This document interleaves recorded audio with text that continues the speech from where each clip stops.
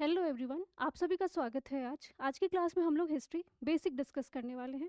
Because अगर देखा जाए तो वेटेज हिस्ट्री का आपका कोई भी एग्ज़ाम अगर आप दे रहे हो, इवन अगर आप यूपीएससी दे रहे हो और अगर कोई वनडे एग्जामिनेशन दे रहे हो, तो हिस्ट्री का बहुत सारा क्वेश्चन वहाँ पे आता है। एंड जो बेसिक प्रॉब्लम होता है वो हमारा क्लैरिटी को लेके होता है कि किस तरह से हम हिस्ट्री को डील करेंगे, कैसे हम हिस्ट्री को समझेंगे। बिकॉज हिस्ट्री में बेसिक समझना अपने आप में बहुत बड़ा डिफिकल्ट काम होता है। And at the same time इसका जो सिलेबस है अगर देखा जाए तो ये सबसे वास्ट सिलेबस माना जाता है। जीएस के पेपर में अगर आप देखोगे तो हिस्ट्री का सिलेबस काफ़ी कॉम्प्रिहेंसिव सिलेबस है। तो उसको बहुत बारीकी से हम समझेंगे। और इसमें अगर जो आप बाइलिंगुअल में रहने वाला है तो कोई भी तरह का प्रॉब्लम नहीं होगा आपको। एंड इसमें कौन कौन सी चीज़ों पे हम फोकस करने वाले हैं, सो लेट्स डिस्कस कि क्या क्या चीज़ें इसमें आज के लेक्चर में हम लोग पढ़ने वाले हैं। तो सबसे पहले जो है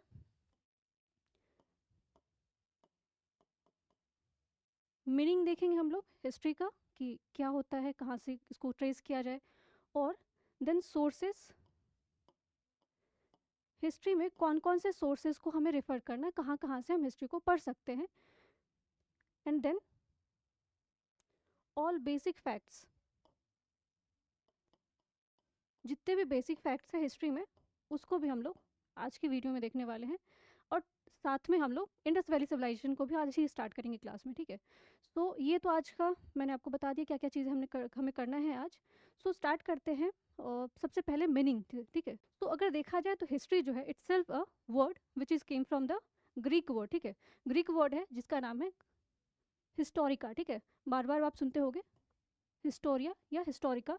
इसका मतलब क्या होता है, ये ग्रीक वर्ड है तो ये याद रखना कि वर्ड, क्योंकि कभी कभी ना सबसे पहला क्वेश्चन आपको यही पूछ दिया जाता है कि जो हिस्ट्री वर्ड है वो कौन से जो लैंग्वेज है या कौन से इससे इसको डिराइव किया गया। कभी लैटिन हो सकता है, कभी ग्रीक पूछा जा सकता है।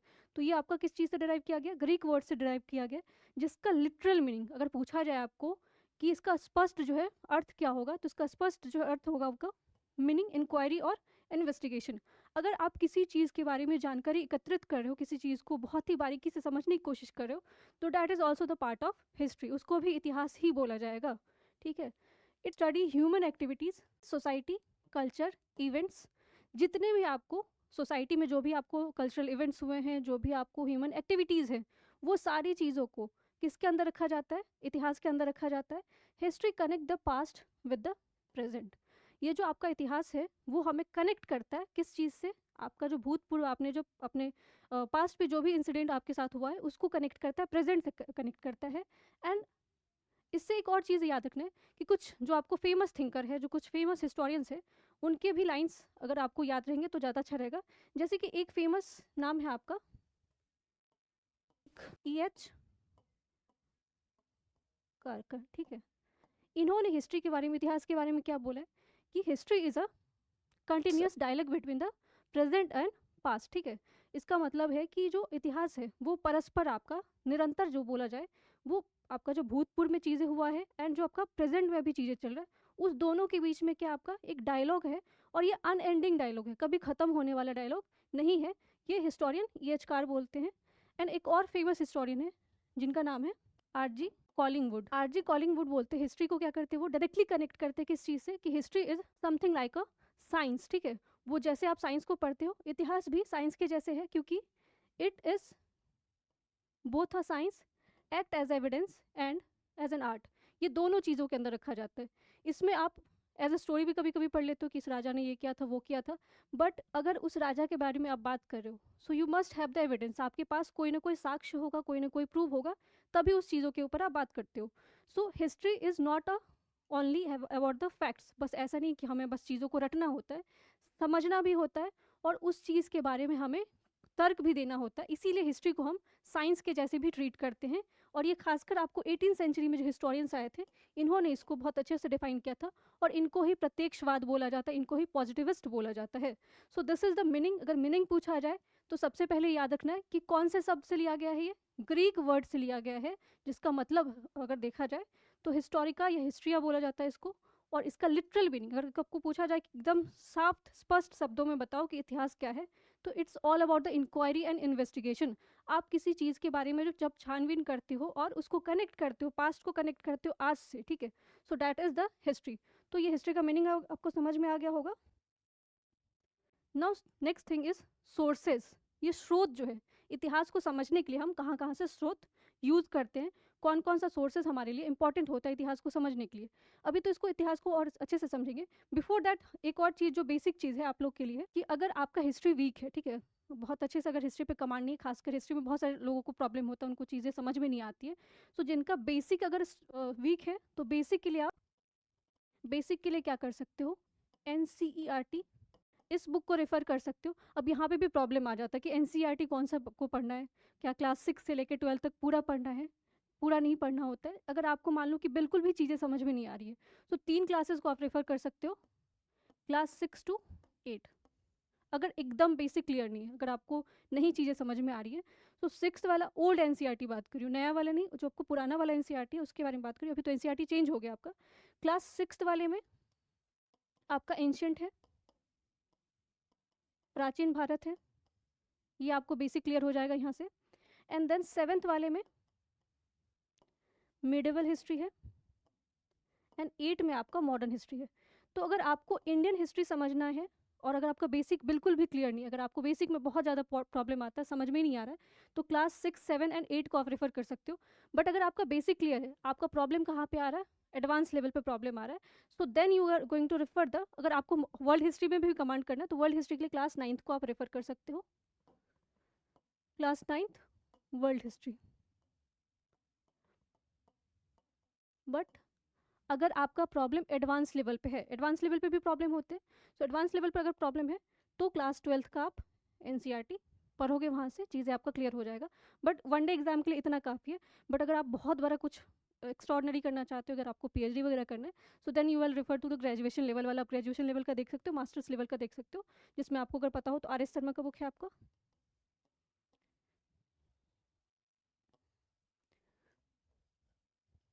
RS शर्मा का बुक है आपका एंशिएंट हिस्ट्री,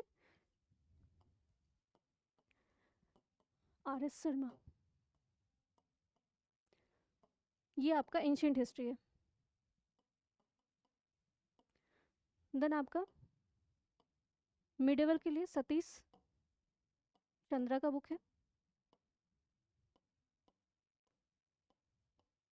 और अगर मॉडर्न के लिए पूछा जाए,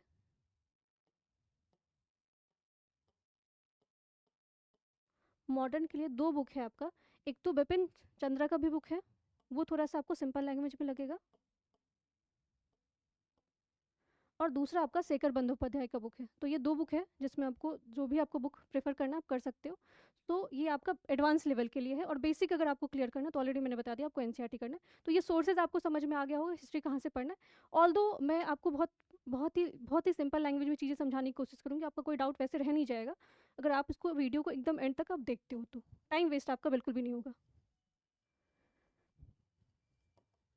नाउ यहाँ से पहले मैंने ऑलरेडी आपको बता दिया, अगर हिस्ट्री का मीनिंग पूछा जाएगा ना, कि एकदम सरल अर्थ, जो शब्द का अर्थ आप उसको बताओ कि क्या होता है, तो लिटरल मीनिंग मतलब आपको इन्वेस्टिगेशन, चीज़ों को खोजबीन और उसको उसके बारे में इंक्वायरी करना, और कहीं ना कहीं आज जो आपका प्रेजेंट है उसको आप कनेक्ट करोगे पास्ट से।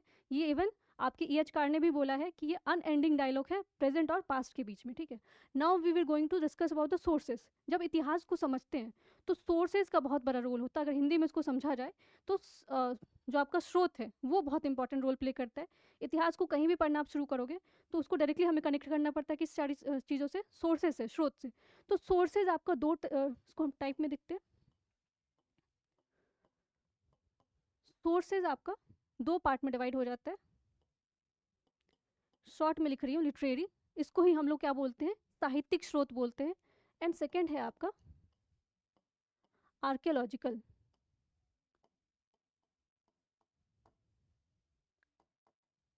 आर्कियोलॉजिकल इसको हम पुरातात्विक बोलते हैं, ठीक है।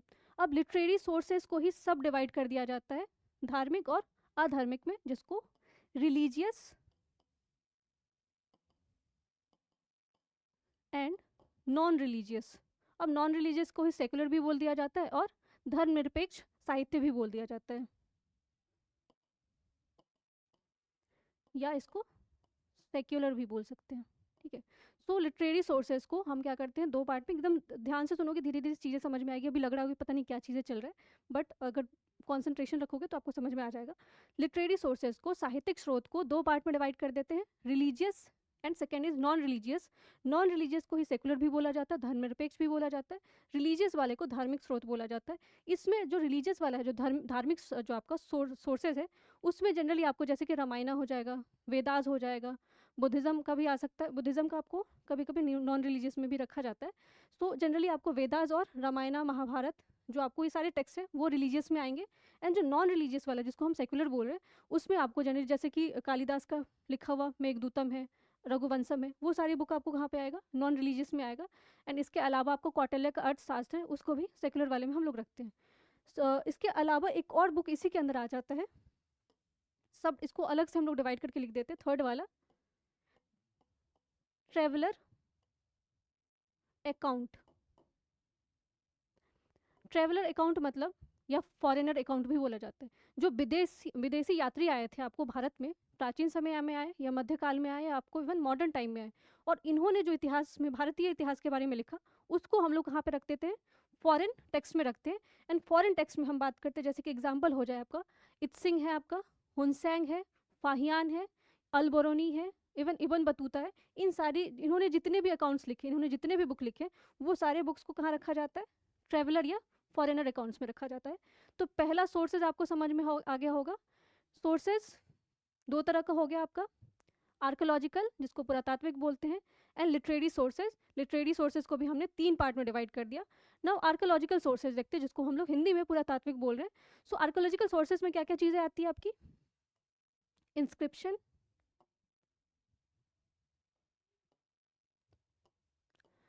इंस्क्रिप्शन आता है, देन क्वाइंस आता है, एंड देन मॉन्यूमेंट्स आता है। ठीक है, तो इंस्क्रिप्शन में अगर देखा जाए तो इंस्क्रिप्शन बहुत बड़ा रोल प्ले करता है आपका। इवन जो है एक भोजकोई इंस्क्रिप्शन है, जो कि वैदिक टाइम का है। इसके अलावा आपको देखा जाए तो अशोका के टाइम से आपको प्रॉपर बहुत अच्छे तरीके से हमें इंस्क्रिप्शन मिलता है। Around 13 stock inscription, major inscription के बारे में आपने सुना होगा। तो इंस्क्रिप्शन इसके अंदर आ जाएगा। इसको शिलालेख भी बोलते हैं। इसको दो चीज़ों पे लिखा जाता है, एक तो पत्थर पे लिखा जाता है, एंड जिसको और इवन इसी के अंदर आपको एक कॉपर प्लेट वाला भी चीज़ भी आता है। देन आर्कोलॉजिकल के अंदर ही, पुरातात्विक के अंदर आपको क्वाइंस आते हैं, सिक्के आते हैं। सिक्कों को भी इसी के अंदर रखा गया। एंड मॉन्यूमेंट्स, जो भी बिल्डिंग्स मिले, चाहे टेम्पल है आपको, चाहे आपको कोई फोर्ट मिला है, वो सारी चीज़ें मॉन्यूमेंट्स के अंदर आ जाएगा। लिटरेरी सोर्सेज के बारे में ऑलरेडी बताया मैंने, मैन्यूस्क्रिप्ट भी आता है, बुक्स भी आता है, क्रोनिकल्स आता है, ओरल ट्रेडिशन भी है। ये तो आपको दो चीज़ों को हमने देख लिया यहाँ पे। एक तो लिखा हुआ चीज़ें हैं, लिटरेरी के अंदर आ जाएगा, जो लिखा नहीं है, जो पुरातात्विक है। एंड इसके अलावा ओरल ट्रेडिशन, जो चीज़ों को स्टोरी के फॉर्म में किसी तरीके से हमने चीज़ों को सुना है। ठीक है, इंपॉर्टेंस ऑफ हिस्ट्री। सोर्सेज आपको आई होप क्लियर हो गया होगा, कितने तरह के सोर्सेज है, किस सोर्सेज में क्या क्या चीज़ें हैं। अब जो है इंपॉर्टेंस क्या है हिस्ट्री का, सबसे पहला इंपॉर्टेंस जो है, help us in understand the past mistakes and achievement. सबसे पहले जो हमने अपने पास्ट में जो भी मिस्टेक्स किए हैं, उसको समझने में, उसको बहुत ही अच्छे तरीके से समझने में, और वहाँ से हमने क्या क्या चीज़ों को अचीव किया है। मान लो कि कोई राजा है, उन्होंने कोई गलती की अपने पास्ट में, ठीक है, तो उनकी गलतियों से कहीं ना कहीं आज हम अपने प्रेजेंट में या अपने आज के समय में उन सारी चीज़ों को, इवन अगर आप वर्ल्ड वॉर के बारे में बात करते हो, फर्स्ट एंड सेकेंड, तो आज के कंटेम्प्रेरी टाइम में अगर देखा जाए तो कोई भी कंट्री इस चीज़ को अवॉइड करना चाहेगा। वो चाहता है कि वो वापस से रिपीट ना हो, क्योंकि वो कहीं ना कहीं वो अपने आप में बहुत बड़ा आपको गलती था, और उस गलती से आज हम सीखने की कोशिश कर रहे हैं। तो वो कहीं ना कहीं, अगर पास्ट में कोई भी चीज़ें हुए, कोई भी इंसिडेंट हुआ है, तो वहाँ से हम अपने मिस्टेक को क्या करते हैं, ठीक करने की कोशिश करते हैं। और वहाँ पे कोई अगर अचीवमेंट है तो उसको हम क्या करते हैं, सेलिब्रेट करते हैं, और उस चीज़ को हम अपने आप को क्या बोलते हैं कि वो अच्छी चीज़ है और ये वापस रिपीट होना चाहिए। बिल्ड्स नेशनल आइडेंटिटी, जो आपका राष्ट्रीय राष्ट्रीय जो आपका सोच है, जो राष्ट्रीय आपकी जो परिभाषा है, उसको कहीं ना कहीं और ज़्यादा क्या करता है, डिफाइन करता है आपका हिस्ट्री। खासकर नेशनल मूवमेंट जो है, उस चीज़ को हम बहुत ग्लोरीफाई करते हैं, इंडिपेंडेंस डे पे सेलिब्रेट करते हैं, रिपब्लिक डे पे सेलिब्रेट करते हैं, क्योंकि हमारे लिए वो क्या एक अचीवमेंट है। ठीक है, and develops the analytical thinking, guides the present and future decision. आज जो हमने कल अपना जो हमारा पास्ट है, वो कहीं ना कहीं हमारे भविष्य को भी क्या करता है, गाइड करता है, उस चीज़ को समझने में और तरीके से हेल्प करता है। सो अगर इंपॉर्टेंस पूछा जाए तो इसको शॉर्ट में समझना है कि हमें कनेक्ट कर रहा है पास्ट से, ठीक है, प्रेजेंट को क्या कर रहा है, समझने में हेल्प कर रहा है, और फ्यूचर को बनाने में, भविष्य को और अच्छे तरीके से सुचारू रूप से बनाने में मदद कर रहा है। So this is the important of history. तो हिस्ट्री का इंपॉर्टेंस समझ में आ गया, सोर्सेज समझ में आ गया। नाउ नेक्स्ट थिंग है आपका हिस्ट्री इन इंडियन कॉन्टेक्स्ट। अब भारत के संदर्भ में, क्योंकि आपको इंडियन हिस्ट्री ही पढ़ना है, आपको वर्ल्ड हिस्ट्री से भी क्वेश्चन आते हैं, बट वर्ल्ड हिस्ट्री से उतने क्वेश्चन नहीं आएंगे जितने क्वेश्चन आपको एंशियंट जो आपका इंडियन हिस्ट्री है, ठीक है। तो इंडियन हिस्ट्री को अगर देखा जाए तो उसको हम डिफरेंट टाइम लाइन में उसको डिवाइड कर रखा है, बट एक और चीज़ आता है कि हिस्ट्री को टाइम पीरियड के अकॉर्डिंग अगर डिवाइड किया जाए तो उसको कैसे हम 3 पार्ट में डिवाइड करते हैं, ancient, modern, medieval, contemporary, post independence, ये सब आपने सुना होगा। हिस्ट्री को एक और तरीके से डिवाइड किया जाता है, वो तरीका कौन सा है उसको देखते हैं। 3 टाइप्स, 3 टाइप्स क्या क्या है। फर्स्ट इज प्री हिस्ट्री, इसको प्राग ऐतिहासिक काल भी बोला जाता है, pre history. Second is proto history and third is history. जो हम लोग आज पढ़ेंगे वो है आपका प्रोटो हिस्ट्री के अंदर आएगा, और प्री हिस्ट्री के अंदर क्या क्या चीज़ें आती है वो भी हम देखते हैं। सो प्री हिस्ट्री के बारे में ऐसा है कि आपके पास क्या कोई भी रिटन एविडेंस नहीं, कुछ भी लिखित रूप में हमारे पास मौजूद नहीं है। जो भी चीज़ है वो आपको आर्कोलॉजिकल फॉर्म में, जैसे हमने देखा ना, मॉन्यूमेंट्स, क्वाइन, बिल्डिंग्स, केव, ये सब सारी चीज़ें आपको प्री हिस्ट्री वाली चीज़ें में आ जाए। एग्जाम्पल से, उदाहरण से आपको बहुत अच्छे तरीके से समझ में आएगा। इसका एग्जाम्पल अगर पूछा जाए प्री हिस्ट्री का, so it will be stone age, जिसको पाषाण काल हिंदी में बोला जाता है। सो प्री हिस्ट्री में जनरली आपको रिटन एविडेंस बिल्कुल भी नहीं। अगर पूछा जाए कि प्री हिस्ट्री में, प्रागैतिहासिक काल में क्या लिखित रूप से हमारे पास कोई चीज़ें मौजूद है, तो नहीं है, नो लिटरेरी सोर्सेस, कुछ भी लिखित रूप में नहीं है। तो फिर इस इतिहास को हम समझते कैसे, प्री हिस्ट्री के बारे में जानकारी कहाँ से मिलती है। तो जैसे कि एग्जाम्पल इसका हो जाएगा भीमबेटका केव, कहाँ पे, मध्य प्रदेश में है। सो केव हो सकता है, कोई पेंटिंग हो सकती है, केव, पेंटिंग, ये सारी चीज़ें आपको किसके अंदर आ जाएगी, प्री हिस्ट्री के अंदर आ जाएगी। नाउ नेक्स्ट जो है वो आपका प्रोटो हिस्ट्री है। प्री हिस्ट्री में आपको कुछ भी रिटन फॉर्म में नहीं है, बट प्रोटो हिस्ट्री में आपके पास रिटन फॉर्म में चीज़ें हैं। अगर पूछा जाए कि प्रोटो हिस्ट्री में हमारे पास रिटन एविडेंस है, इवन हमारे पास आर्कोलॉजिकल एविडेंस भी है, किसमें, प्रोटो हिस्ट्री में। प्रॉब्लम कहाँ पे आती है कि जो लिखित रूप में चीज़ें हमारे पास मौजूद है प्रोटो हिस्ट्री में, उसको डेसिफर नहीं किया गया, उसको अभी तक डिकोड नहीं किया गया। कुछ लैंग्वेज होती है ना जो हमारे पल्ले नहीं पड़ती है, जो हमें समझ में नहीं आती। प्रोटो हिस्ट्री भी अपने आप में एक पजल है। इसका एग्जाम्पल आपको बस याद रखना है कि प्रोटो हिस्ट्री का अगर आपको पूछा जाए कि एग्जाम्पल क्या है, so it will be, short में लिख रही हूँ, IVC, इंडस वैली सिविलाइजेशन। जो आपका सिंधु घाटी सभ्यता है वो प्रोटो हिस्ट्री के अंदर आती है। यहाँ पे आपको अगर पता है तो बहुत फॉरेन स्क्रिप्ट है हमारे पास, बट उसको अभी तक डेसिफर नहीं किया गया। और रिसेंटली अगर आप करंट अफेयर फॉलो कर रहे हो तो लास्ट ईयर तमिलनाडु गवर्नमेंट ने अनाउंस किया था कि वो मिलियंस ऑफ रुपीज़ खर्च कर रहे हैं, अगर जो इसको डेसिफर कर दिया गया, जो इसके ऊपर रिसर्च करेगा, उनको जो है वो कैश देने की बात कर रहे हैं। So if you are interested आप कर सकते हो। सो ये याद रखना आपको, इंडस वैली सिविलाइजेशन किसके अंदर आएगा, प्रोटो हिस्ट्री के अंदर आएगा।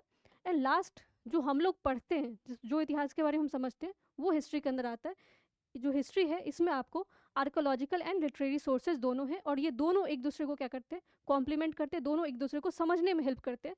तो अगर पूछा जाए प्री हिस्ट्री में क्या चीज़ की प्रॉब्लम आ रही है, कोई रिटन एविडेंस नहीं है, बस पुरातात्विक है, आर्कोलॉजिकल है। प्रोटो हिस्ट्री में क्या है, आर्कोलॉजिकल और रिटन एविडेंस दोनों है, लिखित रूप में चीज़ें हैं, साहित्यिक आपका स्रोत है, बट उसको समझा नहीं गया अभी तक, उसकी समझ के परे है हमारे। एंड जो हिस्ट्री वाला पोर्शन है उसमें ये दोनों चीज़ें। सो आई होप आपको अगर आप पूछा जाए कि हिस्ट्री के टाइप्स क्या हैं, तो आप बस आप ये नहीं बोलने वाले हो कि modern, ancient, medieval and modern. आपको एक और टाइप पता चल गया, प्री, प्रोटो एंड हिस्ट्री, ठीक है। सो प्री समझ में आ गया होगा। नाउ हिस्ट्री जो है उसको देखते हैं कि इसको कैसे क्लासीफाई किया जाता है। अब जो आपने सुना होगा बचपन से, हिस्ट्री को 4-5 में डिवाइड करते हैं, उसको 1 बाई 1 देखते हैं, टाइमलाइन के हिसाब से देखते हैं। टाइमलाइन के हिसाब से अगर देखा जाए तो और इसको कैसे डिवाइड कर सकते हैं, जो इसका डिवीज़न होगा आपका, देख, पहला हिस्ट्री आपका आता है एंशियंट पीरियड, ठीक है। अब जो आपका प्राचीन इतिहास जिसको बोला जाता है, प्राचीन इतिहास का टाइमलाइन कहाँ से कहाँ माना जाता है। सबसे पहले आपको याद रखना कि प्राचीन इतिहास के अंदर हम क्या क्या चीज़ें पढ़ने वाले हैं, एंशियंट हिस्ट्री के अंदर कौन कौन सी चीज़ें आती है। अब ये बहुत ही वास्ट है अपने आप में। अब इसमें कहाँ पे क्या पढ़ना है, कैसे पढ़ना है, वो भी मैं आपको बताऊंगी, क्योंकि इसके साथ बहुत प्रॉब्लम होता है कि इसका सिलेबस भी बहुत ज़्यादा है, इसमें फैक्चुअल चीज़ें भी है, तो हम उसको कैसे डील करेंगे। सो एंशियंट हिस्ट्री को अगर देखा जाए तो स्टोन एज से पढ़ा जाता है। अब स्टोन एज में बहुत सारे क्वेश्चन तो नहीं आते हैं, बट इसमें आपको क्वेश्चन कैसा आता है, मैप बेस्ड क्वेश्चन आता है। तो इसमें आपको मैप देख के जाना है। जैसे कि हो सकता है आपको पूछा जाए, इसमें 3-4 आपको स्टोन एज में साइट है, डिवीज़न याद रखना है, पैलियोलिथिक, पूरा पाषाण काल, मेसोलिथिक, मध्य पाषाण काल एंड नियोलिथिक, नव पाषाण काल, ठीक है। स्टोन एज है तीनों, पैलियो, मेसो एंड नियोलिथिक, जिसमें आपको इसमें बस मैप देख के जाना है कि कौन सा पैलियोलिथिक साइट है, कौन सा मेसोलिथिक है, कौन सा नियोलिथिक है, जिसमें नियोलिथिक काफ़ी इंपॉर्टेंट हो जाता है, क्योंकि नियोलिथिक के बाद ही आपका इंडस वैली सिविलाइजेशन बनना शुरू हो जाएगा। तो नियोलिथिक में आपको जनरली जैसे कि मेहरगढ़ साइट कहाँ पे है। अगर पैलियोलिथिक और मेसोलिथिक में देखा जाए तो भीमबेटका के बारे में आपको पता होना चाहिए। तो ये मैप बेस्ड क्वेश्चन आपको यहाँ से आते हैं स्टोन एज में। अब स्टोन एज के बारे में बाद देखा जाए तो ये क्रोनोलॉजी आपको याद रखना है। स्टोन एज के बाद आता है आपको IVC, इंडस वैली सिविलाइजेशन, जो आज की क्लास में आपको मैं डिटेल में बताऊंगी। इंडस वैली सिविलाइजेशन के बाद आपको आता है वैदिक। अब वैदिक में भी 2 पार्ट हो जाता है आपका, अर्ली वैदिक एंड लेटर वैदिक। ये दोनों ये भी आगे देखेंगे, फर्दर देखेंगे। वैदिक के बाद आपका महाजनपद। महाजनपद में आपको 16 महाजनपद पढ़ना है, वो भी मैप के साथ, कहाँ पे कौन सा महाजनपद लोकेटेड है, कौन सा महाजनपद जो है आपको क्या इंपॉर्टेंट, खासकर इसमें मगध वाला पोर्शन सबसे ज़्यादा इंपॉर्टेंट हो जाएगा। महाजनपद के बाद आपका आता है मगध, मगध एम्पायर के बारे में पढ़ते हैं। एंड मगध के बाद जो आता है आपका दैट इज़ मौर्य। ये पहला आपका डायनेस्टी, वैसे तो बोला जाता है आपको हरियाणा डायनेस्टी को फर्स्ट डायनेस्टी बोला जाता है, बट मौर्य डायनेस्टी आपको पहला पावरफुल डायनेस्टी माना जाता है। मौर्य के बाद गुप्ता, और गुप्ता के बाद आपको इसमें क्या है कि हर्षवर्धन का टाइम पीरियड देखना है, हर्षा का टाइम पीरियड देखना है। एंड हर्षवर्धन के बाद आपको क्या करते हैं, थोड़ा बहुत साउथ का हिस्ट्री देखना पड़ता है। साउथ में आपको चोला, चेरास, पांड्या है, और इसी में अगर देखा जाए तो ये इसको अर्ली मीडिएवल भी बोला जाता है, जिसमें हम राजकुटाज, पल्लवाज, ट्रिपाटाइट स्ट्रगल, त्रिपक्षीय युद्ध है, उसके बारे में देखते हैं। तो यहाँ तक आपका क्या हो जाता है, एंशियंट हिस्ट्री हो जाता है। अगर शॉर्ट में बताऊँ तो आपका स्टोन एज जो पाषाण काल से है, और हर्षवर्धन का टाइम पीरियड है जो कि आपको 648 तक माना जाता है। तो यहाँ तक आपको एंशियंट माना जाता है, ठीक है। बट और अब 648 के बाद का जो टाइम पीरियड है उसको अर्ली मिडिएवल बोला जाता है। एंड 648 से लेके आपको 1206, ठीक है, ये अर्ली मिडिएवल बोल दिया जाता है। जो आपको प्रारंभिक मिडिएवल है, मध्यकालीन है, उसको रखा जाता है इस टाइम पीरियड में। अब मध्यकालीन में क्या क्या चीज़ें पढ़ना है, अगर देखा जाए तो वैसे इसमें जो बुद्धिज़्म जैनिज़्म है वो आपको इसी में चीज़ आ जाएगा। और खासकर अगर देखा जाए आपको एग्जाम के पर्सपेक्टिव से, तो इस पूरे एंशियंट हिस्ट्री का वेटेज बहुत बढ़ गया, ठीक है, क्योंकि इसी में आपका आर्ट एंड कल्चर वाला पोर्शन भी आ जाता है। टेम्पल के बारे में आपको पढ़ना रहता है, पेंटिंग के बारे में पढ़ना रहता है, बुक एंड ऑथर के बारे में पढ़ना रहता है। तो यहाँ से क्वेश्चन आपको बहुत सारे आते हैं। एंशियंट हिस्ट्री बहुत इंपॉर्टेंट है आपके लिए, तो इसको एट एनी कॉस्ट आप इसको स्किप नहीं कर सकते हो, यहाँ से आपको पढ़ के जाना पड़ेगा ना। जब मिडिवल की बात करते हैं तो ये 1200 से रखा जाता है। और मिडिवल में हम कौन कौन सी चीज़ें पढ़ते हैं, सो मिडिवल में हम दिल्ली सल्तनत के बारे में पढ़ते हैं, जिसमें आपको वो जितने भी डायनेस्टी है सब आ जाएंगे। एलवारी तुर्क कौन था, स्लेव डायनेस्टी किसको बोला जाता है, तुगलक कौन थे आपको, एंड लोधी डायनेस्टी कौन सा था। फिर जो दिल्ली सल्तनत के बाद रहता है आपका मुगल्स आपको 1707 में ख़त्म होता है, डेथ ऑफ औरंगजेब, और यहाँ से आपका मॉडर्न हिस्ट्री शुरुआत होता है। बट कुछ चीज़ें जो मिडिवल हिस्ट्री में मिस हो जाता है, और यहाँ पे क्वेश्चन आ रहे हैं आजकल, जो भी अभी का रीसेंट ट्रेंड है हिस्ट्री में, जो क्वेश्चन आपको आ रहा है वो क्वेश्चन जनरली आपको आर्ट एंड कल्चर वाला पोर्शन से ही आ रहा है, कला संस्कृति वाला जो पोर्शन है। चाहे आपको भक्ति आंदोलन है, भक्ति मूवमेंट है, अब इसमें भी जो फेमस आपको भक्ति सेंटर, जैसे कि अभी रिसेंटली न्यूज़ में आपको गुरु रविदास के नाम से भी एयरपोर्ट का नाम चेंज किया गया है, तो अब वो न्यूज़ में चल रहे हैं, तो आपको वहाँ से पूछा जा सकता है क्वेश्चन। इवन जो मध्यकालीन भारत है वहाँ पे रीजनल हिस्ट्री का बहुत बड़ा रोल हो जाता है, जो आपको उस टाइम पे छोटे छोटे जो राज्य आपको पनप रहे थे उनसे भी सवाल पूछे जाते हैं। एंड जो बड़े राज्य थे, जैसे कि विजयनगर एम्पायर है, विजयनगर के बारे में पूछा जा रहा है, बहामनी, और मध्यकालीन में ही आपका मराठास, ये इंपॉर्टेंट एरिया भी आपको चल रहा है। यहाँ से भी बुक एंड ऑथर पूछ दिया जाता है, फेमस आपको कौन सा बुक लिखा गया था इस टाइम पीरियड में, टेम्पल कौन सा बना था, या फिर आपको कौन सा बैटल हुआ था। ये जनरली बैटल्स वाले क्वेश्चन आपको मिडिवल हिस्ट्री से बनते हैं। और जो भी आपका कंट्रीब्यूशन है, चाहे अगर मुगल्स में देखा जाए अकबर का क्या कंट्रीब्यूशन रहा था, शाहजहाँ के टाइम पे क्या क्या चीज़ें हुई थी, जहांगीर के टाइम पे क्या सब हुआ था, औरंगजेब को लेके भी बहुत सारे क्वेश्चन बन रहे हैं। तो मिडिवल हिस्ट्री में भी आपको इस तरह से चीज़ों को डील करना है, और इसको हम डिफरेंट सेगमेंट्स में देखने वाले। ऐसा नहीं है कि एकदम वन गो में सारी चीज़ों को ख़त्म कर जाएंगे। देन ये आपको समझ में आ गया। और कहीं कहीं आपको देखोगे तो 1757 तक इसका टाइम पीरियड रख दिया जाता है मिडिवल का, जो कि आप अगर देखा जाए नॉर्मली तो 1707 ही हम बोलते हैं यहाँ पे आपका मुगल्स का रूल। वैसे तो मुगल्स आपको 1857 तक रहने वाले, बट अगर पावरफुल मुगल रूलर का पूछा जाए टाइम पीरियड तो 1707 में ख़त्म हो जाता है, ठीक है। सो इसके बाद जो टाइम पीरियड है वो आता है आपका हिस्ट्री का, वो है मॉडर्न हिस्ट्री। मॉडर्न हिस्ट्री में जिसको हम आधुनिक भारत बोलते हैं, और आधुनिक भारत की शुरुआत अगर पूछी जाए तो ये 1757 रखा जाता है। सो 1757 ही क्यों रखा जाता है? थोड़ा सा कॉमन सेंस अप्लाई करिए, सोचिए क्यों रखा गया होगा। थिंक। क्योंकि 1757 में क्या होता है, आपको जो सबसे बड़ा game changer, that is battle of Plassey. 2 battle आपको इंपॉर्टेंट रखना है। वैसे तो बहुत सारे बैटल्स, बहुत सारी चीज़ें पढ़नी पड़ेगी। एंग्लो मराठा है, उसके अलावा एंग्लो फ्रेंच है, डच के साथ क्या दिक्कत रहती है, इस बहुत सारी चीज़ें, बट 2 चीज़ें मेजर चीज़ें हैं जो कि खासकर जो ईस्ट इंडिया कंपनी थी उनके लिए बहुत बड़ा फ़ायदेमंद साबित होता है। 1757 में कौन सा बैटल होता है? बैटल ऑफ प्लासी, ठीक है। एंड नेक्स्ट जो 1764 में होता है, बैटल ऑफ बक्सर। ये दोनों बैटल जो है इनका फॉर्च्यून, ठीक है, इनका जो किस्मत है उसको पूरे तरीके से इनके फेवर में कर देता है, ईस्ट इंडियन के फेवर में। और यहाँ पे आपको क्या हो जाता है, पूरे तरीके से जो अंग्रेज है वो स्थापित हो जाते हैं। सो मॉडर्न हिस्ट्री में देखा जाए तो कहाँ से कहाँ तक टाइमलाइन आपको देखना है, 1757 से लेके 1947।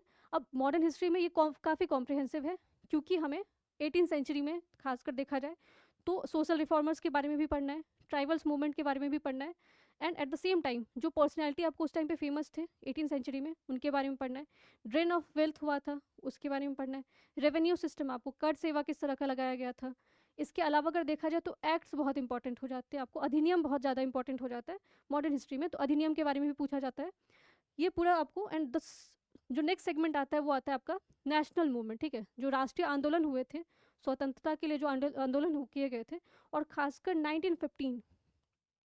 1915 गांधी जी का आगमन होता है आपको साउथ अफ्रीका से भारत में, और ये पूरे तरीके से आप जो है यहाँ पे पार्टिसिपेशन अपना दिखाएंगे। सो 1957 से लेके आपको 1947 तक, इसके बीच में जो भी आपको नेशनल मूवमेंट है वो सारी चीज़ें इंपॉर्टेंट हो जाती है।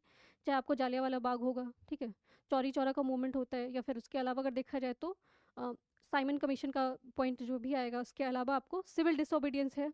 फिर उसके बाद अगर देखा जाए तो 1935 का एक्ट पूछा जाता है, and then quit India movement है आपका, फिर क्रिप्स मिशन उससे पहले आ जाता है, तो इसके अलावा कैबिनेट मिशन। तो ये सारी चीज़ें इंपॉर्टेंट हो जाती है कहाँ पे, मॉडर्न हिस्ट्री में।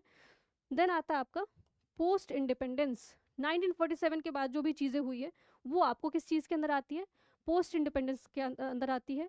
और पोस्ट इंडिपेंडेंस में अगर देखा जाए तो आपका 1990 तक, 90s तक पोस्ट इंडिपेंडेंस को रखा जाता है, जो कि आपको एलपीजी, अगर आपने सुना होगा, वो एलपीजी नहीं जो आप घर में यूज़ करते हो, एलपीजी आपका ये कौन सा वाला है, ग्लोबलाइजेशन वाला है।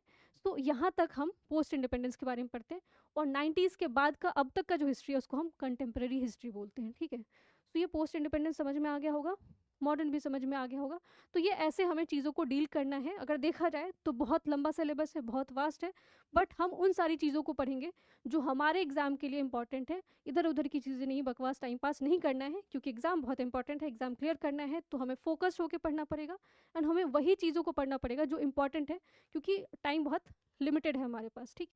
नेक्स्ट थिंग इज़ फीचर, ठीक है, विशेषता क्या है इंडियन हिस्ट्री का, इंडियन हिस्ट्री इतना यूनिक क्यों है।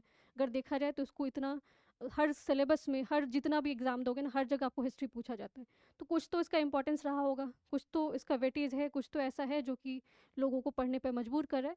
सो यूनिक फीचर अगर पूछा जाए, इसका विशेषता क्या है, सो इसकी जो पहली विशेषता है वो है आपका ओल्डेस्ट सिविलाइजेशन। दुनिया का सबसे पुराना सिविलाइजेशन, सबसे पुरानी सभ्यता, वो किसके पास है, हमारे देश के पास है, and that is Indus valley civilization, Sindhu घाटी सभ्यता। ये सभ्यता, अगर आज बात किया जाता है भारत के परिप्रेक्ष्य में, बात किया जाता है कि हम बहुत ही बैकवर्ड है, हम बहुत ही, हमारे पास एडवांसमेंट नहीं है, हम प्रोग्रेस नहीं कर रहे, तो हम हर चीज़ में कोट करते हैं, हर चीज़ में बोलते हैं कि हमारे पास एक ऐसा सभ्यता हुआ करता था, ऐसा सिविलाइजेशन हुआ करता था जो कि उसको आज भी कोई उसकी कंपैरिजन में नहीं खड़ा हो पा रहा है। हमारे पास इतना बेहतरीन आपको मॉन्यूमेंट्स थे, इतने बेहतरीन आपका ड्रेनेज सिस्टम था, इतना बेहतरीन लोग सोचते थे, सोच उनकी काफ़ी विकसित थी। वो सारी चीज़ें कहाँ से मिलती है, ये सिंधु घाटी सभ्यता से। सो भारत के पास यूनिक क्या है, Indus valley civilization. Then unity in diversity, language, region, religion and culture. ये जो डाइवर्सिटी की बात की जाती है कि हम बहुत सारे आप फैक्टर देखते होंगे कि कुछ ना कुछ आपको प्रॉब्लम सोसाइटी में होता रहता है। सो वहाँ पे भी हम अपने हिस्ट्री को लेके आते हैं कि पहले भी, इवन आपको एंशिएंट टाइम में, प्राचीन समय में भी बहुत डाइवर्स कल्चर हमारा, बहुत ही भिन्न जो है आपका संस्कृति एक साथ रहता था तो आज भी रह सकते, कोई बड़ी बात नहीं है। सो डाइवर्स किस मामले में? लैंग्वेज के मामले में। हर 1-2-3 किलोमीटर पे आपका क्या हो जाता है? डायलेक्ट चेंज होता है, लैंग्वेज चेंज हो रहा है। रिलीजन, काफ़ी सारे रिलीजन जो है आपको, धर्म जो है आज अगर देखा जाए तो भारत में बहुत तरह के धर्म के लोग रह रहे हैं, पहले भी आपको इवन प्राचीन टाइम में, एंशिएंट टाइम में भी रह रहे थे। कल्चर हमारा, संस्कृति वो क्या है, इसमें भी बहुत सारे चेंजेस हैं। कॉन्टिन्यूस कल्चरल एंड ट्रेडिशन है।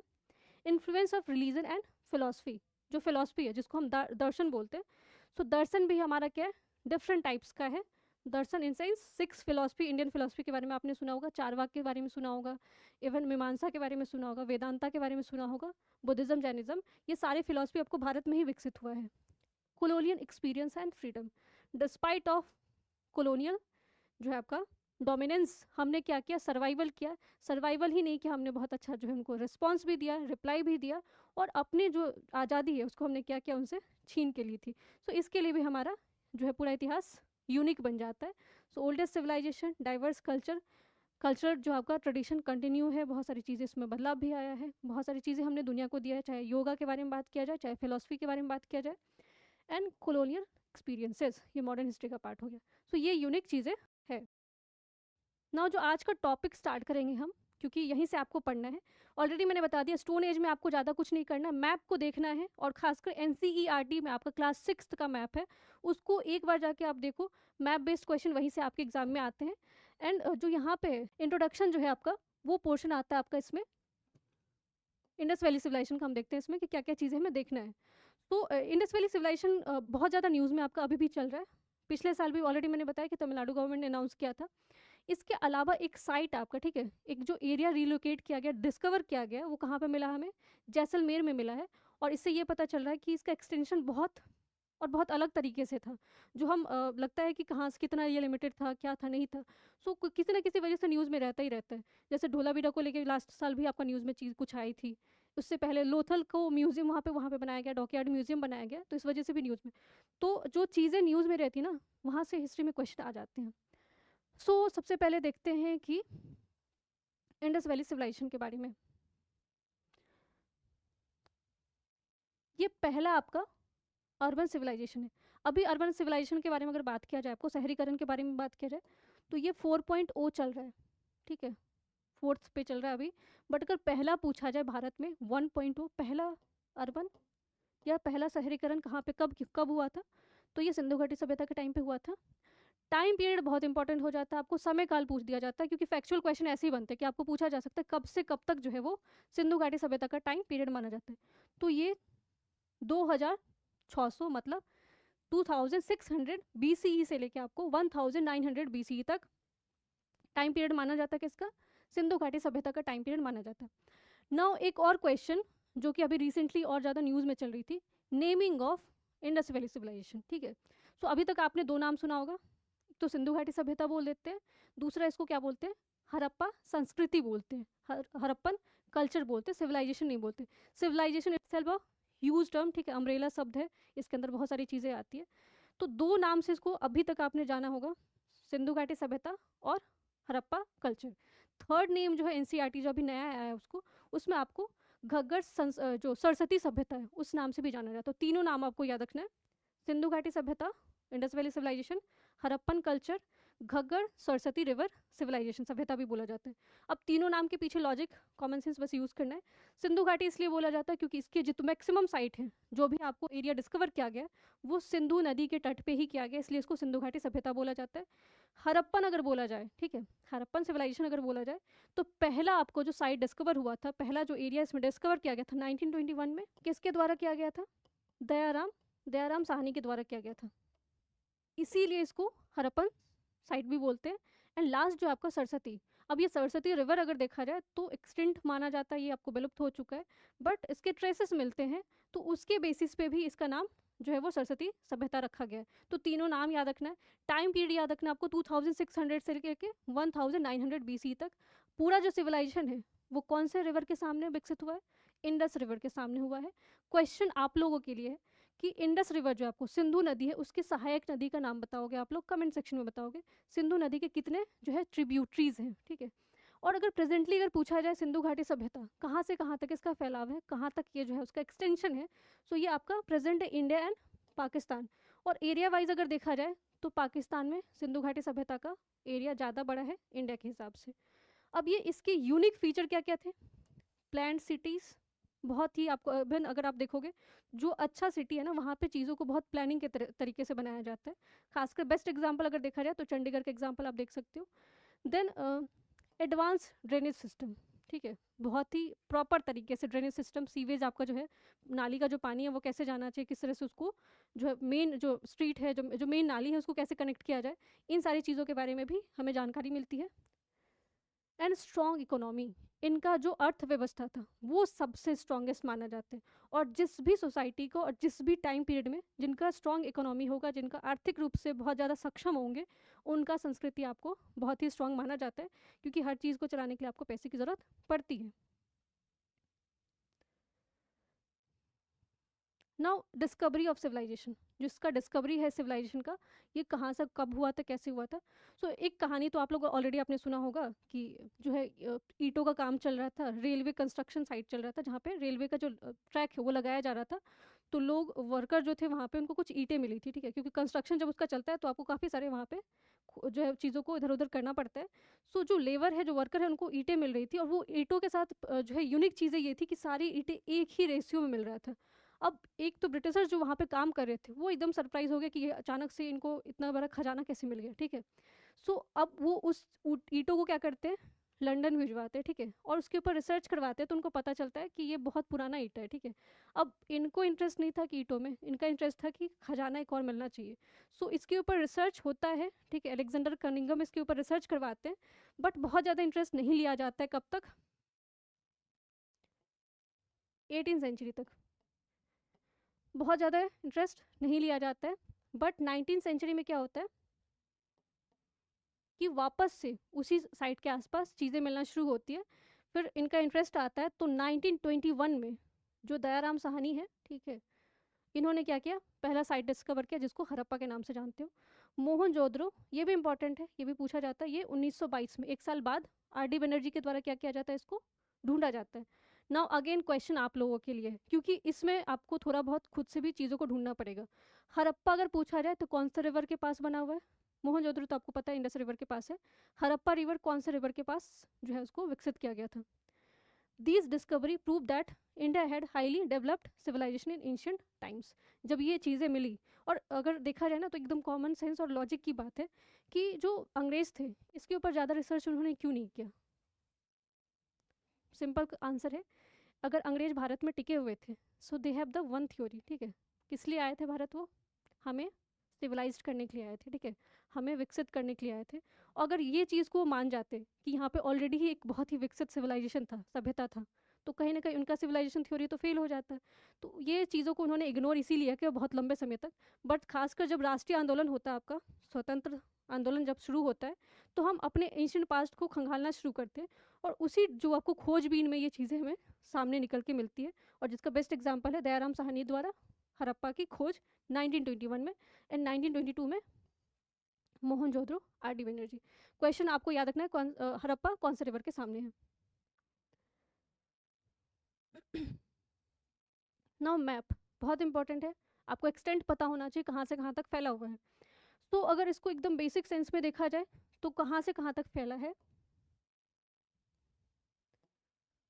नॉर्थ, वेस्ट, ईस्ट, साउथ, ये चारों एक्सटेंशन आपको याद रखना है, इसी से क्वेश्चन आपको आने वाले।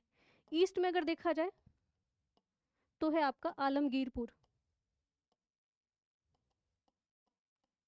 और प्रेजेंट डे पूछा जाए आलमगीरपुर कहाँ पे? यूपी, उत्तर प्रदेश। अब यहाँ पे रिवर पूछ दिया गया था एग्जाम में कि आलमगीरपुर जो है या फिर जो ईस्टर्न साइड है आपका वो कहाँ तक फैला है और कौन सा रिवर तक है। तो यहाँ पे आपका जो नदी है उसका नाम है हिंडन, हिंडन रिवर है। और हिंडन रिवर ट्रिब्यूटरी है किसका? तो अगर हिंडन ऑप्शन में ना रहा तो यमुना याद रखना आपको, यमुना नदी के तट पे बना हुआ है। नेक्स्ट जो है आपका वेस्ट में, वेस्ट में आपका है सूतका गेंडोर, बस ये याद रखना सूतका गेंडोर कहाँ पे? पाकिस्तान में है। साउथ में अगर पूछा जाए एक्सटेंशन कहाँ तक है, तो साउथ में है आपका दाइमाबाद, दाइमाबाद है। और दाइमाबाद जो है आपका कहाँ पे है प्रेजेंट डे, महाराष्ट्र।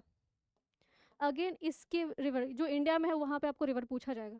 सो यहाँ पे अगर पूछा जाए कि इसका कौन सा रिवर के पास लोकेटेड है, सो ये रिवर है आपका प्रवरा रिवर। पूछ अगर ऑप्शन में आता तो बहुत अच्छी बात है, अगर क्वेश्चन डिफिकल्ट हुआ तो प्रवरा रिवर दे दिया जाएगा, नहीं तो गोदावरी हो सकता है।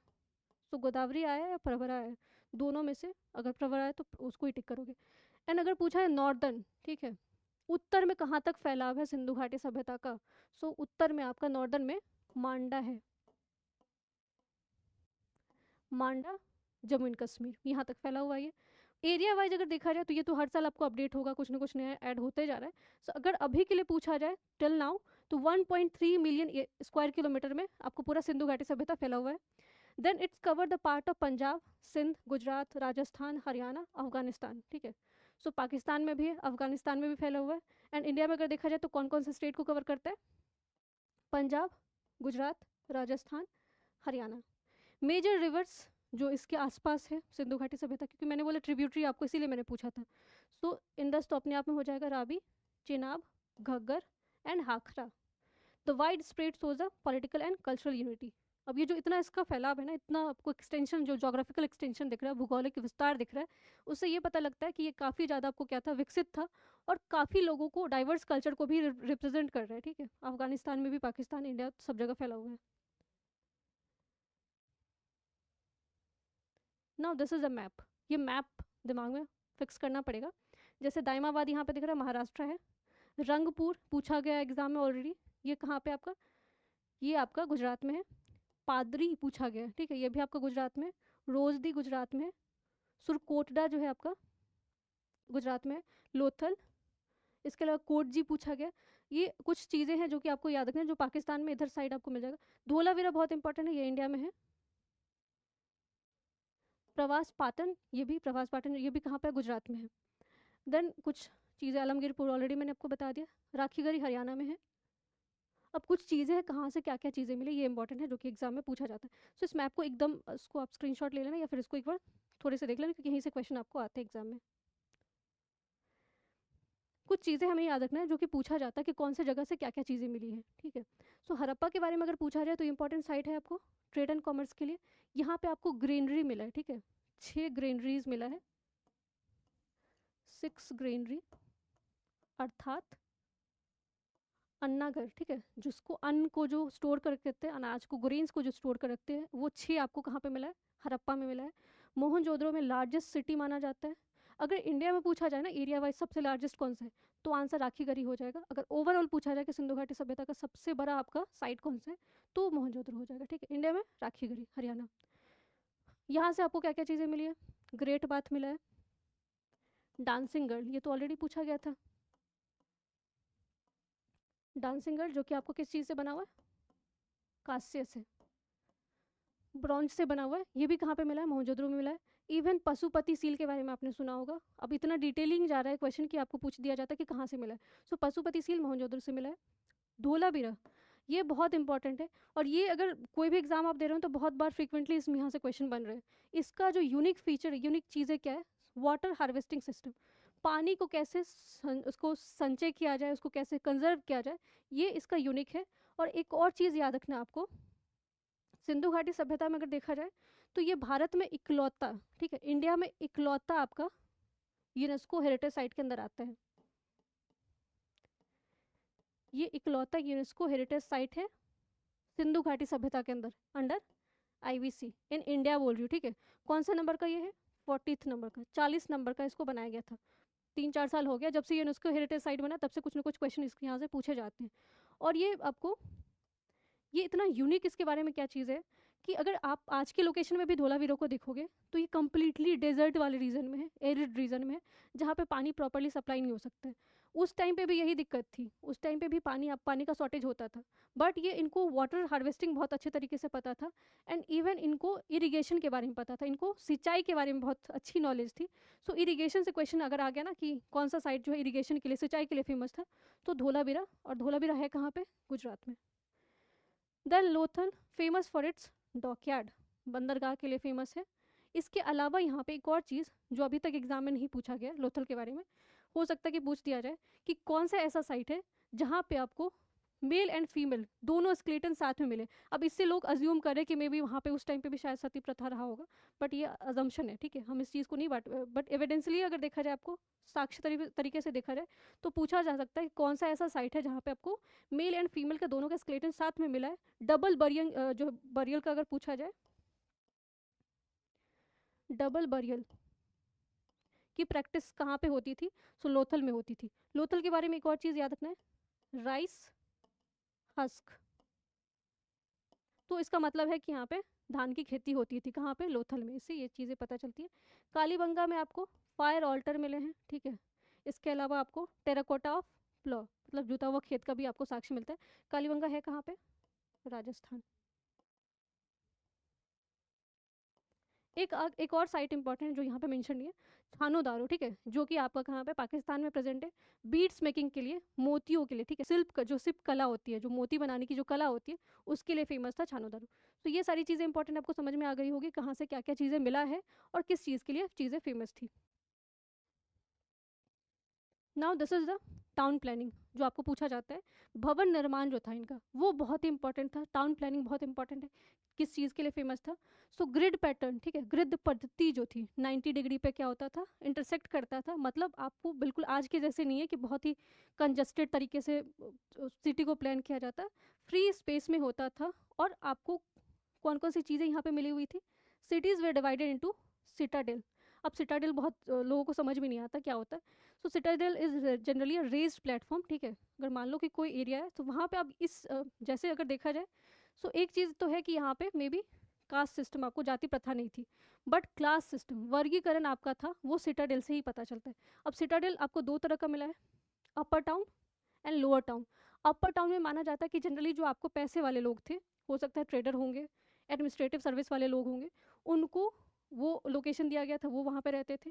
एंड जो लोअर टाउन था वो जनरली आपको फार्मिंग क्लास हो सकता है, जिसमें आपको जो मिडिल क्लास वाली फैमिली है वो सारे लोग लोअर टाउन में रहते थे। सो दो सिटाडेल आपको याद रखना, upper and lower. Bricks were uniform size showing centralise planning, जो आपको ईंटें बनती थी उसका एकदम यूनिफॉर्म शेप होता था। ऐसा नहीं कि कोई ईंटा बहुत बड़ा है कोई बहुत छोटा है, एक ही यूनिफॉर्म शेप एंड साइज में मिलता था।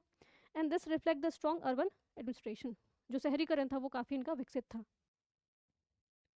ड्रेनेज सिस्टम, ये इंपॉर्टेंट, आज भी इस चीज़ को बार बार बोला जाता है कि कहीं ना कहीं हमसे बहुत ज़्यादा हाइजीन के मामले, साफ़ सफाई के मामले हमसे बहुत ज़्यादा आगे थे। क्योंकि अगर ये फोटो अगर आपको दिख रहा है तो ये ड्रेनेज सिस्टम का ये वेल दिख रहा है आपको, ये पूरा ये इनका नालिया देखो, इसको किस तरह से उन्होंने डिवाइड कर रखा है। एंड इवन इन सारी चीज़ों को उन्होंने कवर कर रखा था उस टाइम पे। ये भी देखो आपको दिख रहा होगा कितना ये वाइडर है, कितना ज़्यादा इसमें। आज के नालियाँ देखो एकदम कंजस्टेड वाले एरिया में होती है, जो कि साल में 2 बार 3 बार बनती रहती है, बारिश के टाइम में अपने आप ब्लॉक हो जाती है। So drainage system was one of the best and ancient world, ठीक है, पूरे दुनिया में अगर देखा जाए सबसे विकसित माना जाता है। Drainage were covered with the, उसको कवर करके रखा जाता है। Each house had a bathroom connected to the main drain and so important given to the cleanliness. Hygiene को लेके, पब्लिक हेल्थ को लेके बहुत ज़्यादा ये अवेयर थे। ये बस आपको पॉइंट याद रखना है और ये पूरे हड़प्पन साइट में आपको मिलेगा। नाउ इंडस वैली सिविलाइजेशन जो है, आपको इसमें कौन कौन से और यूनिक चीज़ें हैं जो कि आपको पता होना चाहिए, ऑलरेडी मैंने बता दिया शॉर्ट में, यहाँ पे रिवाइज करने के लिए आपको हेल्प हो जाएगा। अर्बन प्लानिंग के लिए फेमस था यहाँ पे। रेशियो जो मैंने आपको बताया ना, स्टैंडर्ड रेशियो रखा गया था, ईंटों का रेशियो बनाया गया था कि यही आपको यूनिफॉर्मिटी होनी चाहिए, इसी तरीके से बनेगा। 1:2:4, ये सवाल भी आपको पूछा गया था, ठीक है, तो ऐसे भी आपको डिफिकल्ट कर दिया जाता कि जो ईटा था उसका रेशियो क्या था। तो 1:2:4। ग्रिड सिस्टम है, बर्न्ट ब्रिक्स है, उसको पकाया जाता था ईंटों को। Advance drainage system, water management, example Dholavira. Then society and culture, इनकी जो संस्कृति थी, समाज थी, वो कैसा था, ये आपको अर्बन प्लानिंग समझ में आ गया होगा। सोसाइटी इनकी कैसी रही थी, समाज कैसा था, उसका एग्जाम्पल कहाँ से मिलता है? जगह अगर रिलीजन के बारे में पूछा जाए तो पशुपति सील, ये आपको मोहनजोदड़ो से मिलता है। अब पशुपति सील से लोग अज्यूम कर रहे हैं, अजम्पशन लगा रहे हैं कि मे बी वहाँ पे जो है हिंदुज़म का प्रभाव रहा होगा, पशुपति सील से हम अज्यूम कर रहे हैं। देन यहाँ पे ब्रॉन्ज डांसिंग गर्ल, यह भी मोहनजोदड़ो से मिला है। तो इससे आपका आर्ट एंड कल्चर पता चलता है कि उस टाइम उन्होंने उस चीज़ पे भी फोकस किया होगा कि डांस एंड ये चीज़ें सोसाइटी में होना चाहिए। Mother goddess, this is very much important, जो हम बात करते हैं ना सोसाइटी की, पैट्रियार्कल सोसाइटी की, पितृसत्तात्मक सोसाइटी की बात करते हैं। सो यहाँ पे मदर गॉडेस का मिलना इस चीज़ को दर्शाता है कि उस टाइम पे भी महिलाओं को क्या किया जाता था, समाज में पूजा जाता था, उनको जो है देवी देवता का ही दर्जा दिया जाता था। सो मदर गॉडेस का मिलना इस पार्ट ऑफ आर्ट, ये आपका सोसाइटी का है। फीमेल के जो कंडीशन है उसको क्या करता है, शोकेस करते हैं। स्क्रिप्ट टेबलेट ये मिला है आपको, ये भी धोलावीरा से मिला है। लिखने का मतलब उनको पता था, राइटिंग पता था, इसीलिए मैंने बोला था कि प्रोटो हिस्ट्री के अंदर है, तो उन्होंने लिखा है चीज़ों को ज़रूर, बट वो हमारे समझ के परे है। मर्चेंट रूल के बारे में बात किया जाता है। सेकुलरिज्म को लेके भी डाउट है, कोई टेम्पल नहीं मिला है, क्योंकि एक क्वेश्चन आपको पूछा गया था एक बार कि हमें टेम्पल मिला है, ठीक है। सो अभी तक कोई टेम्पल नहीं मिला है, keep in your mind. Matriarchal elements मिले, बट ये नहीं बोल सकते कि पूरा तरीके से आपको जो है मातृसत्तात्मक सोसाइटी थी, मैट्रियार्कल था, मतलब जो है फीमेल रूल, ऐसा कुछ नहीं है। हमें एलिमेंट्स मिले, कुछ उसके साक्ष्य मिले। अनडिसिफर्ड स्क्रिप्ट, आज तक उसका डिसिफर नहीं कर पाए हम लोग, ठीक है, तो अभी भी अपने आप में सुलझा नहीं है चीज़ें। इकोनॉमी एंड ट्रेड, एग्रीकल्चर में कौन कौन सी चीज़ें अभी तक मिली हमें, वीट, बार्ले, कॉटन। कॉटन आपको याद है ना कि सबसे पहले अगर कॉटन कहीं ग्रो किया गया था तो इंडिया में ग्रो किया गया था। ट्रेड किसके साथ किया जाता था, मेसोपोटामिया। दिलमुन याद रखना आपको, इसके थ्रू किया जाता था। Standardised weight and measurement proper तरीके से होता था। की फैक्ट्स एंड मिसकंसेप्शन, ये बहुत इंपॉर्टेंट है, यहीं से आपको क्वेश्चन बनेगा। एक तो सबसे पहला कि आपको बोल दिया जाएगा कि हमें आयरन मिला था, ठीक है, लोहा मिला था कहाँ पे, सिंधु घाटी सभ्यता में, ये गलत है, ठीक है, आयरन हमें नहीं मिला था। टेम्पल्स मिले थे, ये भी नहीं मिला था, तो ये भी आपका मिसकंसेप्शन के अंदर आता है। क्या क्या चीज़ें आपको पता होना चाहिए कि मिला था, कॉपर यस, ब्राउंज कांस्य मिला हुआ था, बुल मिला हुआ था, टाइगर एलिफेंट, ये सारी चीज़ें याद रखें जो कि मिला हुआ था। अब थोड़ा बहुत और देख लेते चीज़ें। इकोनॉमिक लाइफ मैंने बता दिया कौन कौन से चीज़ें ग्रो किया जाता था, कौन कौन से एनिमल्स के एविडेंस मिले, ये भी पूछा गया। बुफेलो, सिप, गोट, डोमेस्टिकेशन इसका होता था। पीपल ट्रेड एंड कॉमर्स में काफ़ी ज़्यादा इंगेज रहते थे। आर्ट्स, ये ऑलरेडी मैंने बता दिया, बीड मेकिंग बहुत फेमस था, मोतियों को बनाना, pottery, metallic work. Bead making में आपको ऑलरेडी मैंने बता दिया पाकिस्तान का एक साइड है, और इवन लोथल में भी बीड का जो है वो हमें एविडेंस मिलता है, मोतियों का बनने का मतलब मिलता है। डांसिंग गर्ल और प्रिस्ट किंग, ये दोनों आपको कहाँ पे मिला है, मोहनजोदड़ो में मिला है। रिलीजन, पशुपति सील जिसको प्रोटोसिवा बोला जाता है, मोहनजोदड़ो में। And sacred animals included bull and unicorn, unicorn याद रखना आपको, ये भी मिला है। हरप्पन स्क्रिप्ट पिक्टोग्राफी है, written form right to left, right से लेफ्ट इसको लिखा जाता है, और ये अभी तक अनडिसिफर्ड है। Now this is important, decline को लेके बहुत सारी थ्योरीज है, बट अभी तक कोई भी ऐसा थ्योरी नहीं है जो इस चीज़ को प्रूव कर सका कि ये सिंगल रीज़न था जिसकी वजह से आपका सिंधु घाटी सभ्यता खत्म हुआ था। तो अगर पूछा जाए कि एक रीज़न था, तो नहीं, बहुत सारे रीज़न है, जिसमें क्लाइमेट चेंज, आज भी अगर देखोगे तो क्लाइमेट चेंज की वजह से, ग्लोबल वार्मिंग की वजह से बहुत सारे जो आइलैंड सिटी है वो सबमर्ज होते जा रहे पानी में, तो मे भी ये आपको लगाया जाता है एजम्पशन कि हो सकता है कि इसकी वजह से सिटी खत्म हो गया होगा। फ्लड्स, बाढ़ की वजह से। शिफ्टिंग ऑफ रिवर, तो इसका एग्जाम्पल सरस्वती रिवर का विलुप्त होना माना जाता है। डिक्लाइन इन ट्रेड, जो ट्रेड एंड कॉमर्स के लिए फेमस था उसमें गिरावट आई थी ऐसा माना था। अब इसका सिग्निफिकेंस इंपॉर्टेंस क्या क्या है, फर्स्ट अर्बनाइजेशन है, फाउंडेशन माना जाता है इंडियन अर्बन कल्चर का। साइंटिफिक और सिविक सेंस के बारे में इनको बहुत ज़्यादा नॉलेज थी, ये सिग्निफिकेंस था। तो ये आई होप कि आपको चीज़ें पूरी सिंधु घाटी सभ्यता के बारे में समझ में आया होगा। And now we will practice the question. अब देखते हैं कि आपको कितना चीज़ें समझ में आए। सो फर्स्ट क्वेश्चन है, Indus valley civilization also known as, option देखो, Vedic civilization, Mesopotamian civilization, Harappan civilization या आर्यन सिविलाइजेशन। तो answer will be the Harappan civilization. 3 नाम बोला था मैंने, इंडस वैली सिविलाइजेशन तो ऑलरेडी आपको क्वेश्चन में ही दिया हुआ है, सरस्वती घग्गर सिविलाइजेशन भी उसको बोला जाता है, सभ्यता बोला जाता है। Who discover the Mohenjodaro, Mohenjodaro को किसने डिस्कवर किया था, आर डी बनर्जी ने, कब, 1922। दयाराम साहनी 1921, किस चीज़ को डिस्कवर किया था, Harappa. Next question, which is the best represent the town planning of Indus valley civilisation. So इसका ग्रिड पैटर्न, ग्रिड पद्धति जो थी, राइट एंगल पर स्ट्रीट को कट डाउन करना 90 डिग्री वाला, ये बेस्ट डिस्क्राइब करता है इनको, ठीक है। Then which Harappan site is famous for its dockyard, ये इजी क्वेश्चन है, बंदरगाह के लिए कौन सा फेमस था, लोथल कहाँ पे है, गुजरात। कालीबंगा कहाँ पे, राजस्थान। मोहनजोदड़ो पाकिस्तान, हरप्पा भी पाकिस्तान में।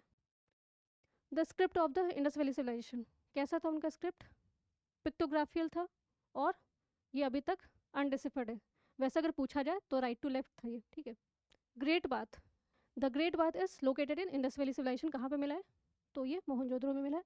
एंड इसको भी रिलीजन से जोड़ा जाता है कि मे बी शायद रिलीजियस पर्पस, जैसे आप महाकुंभ के बारे में सुना, उस ऐसा कुछ अज्यूम करते हैं, बट अभी तक इस चीज़ को प्रूव नहीं किया गया कि इस चीज़ के लिए इसको बनाया गया था। अब ये कौन सी चीज़ें नहीं मिली है, तो वहाँ पे मैंने आपको बताया था ऐसे ही क्वेश्चन पूछा जाता कि इसमें से कौन सा ऐसा आपका which metal was not found in the Indus valley civilization, तो that is iron.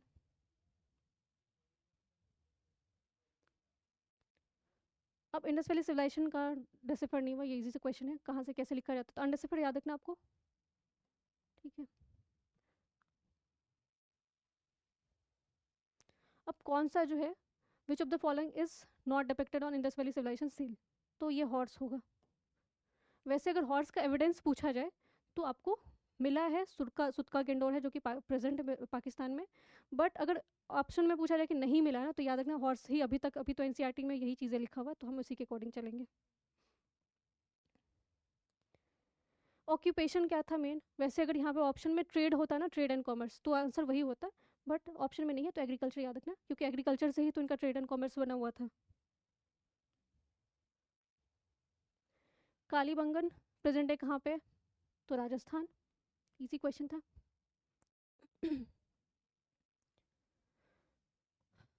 Which of the following is unique feature of Indus valley civilization, तो क्या था इसका, planned drainage system, B option. Time period बहुत important है, समय काल कब से कब तक था, तो 2600 से लेके 1900 तक। And this is the last question, which site is famous for the fire alters, जो आपको फायर ऑल्टर है वो कहाँ पे मिला है, तो ये कालीबंगन में मिला है। लोथल के वाले ऑलरेडी बता दिया मैंने, डॉकयार्ड है। हरप्पा में अगर पूछा जाए तो ग्रेनरीज मिला है। छानोदारो में बीड्स के लिए आपको फेमस था। तो ये सारे क्वेश्चन थे, इसके अलावा कॉन्सेप्ट था।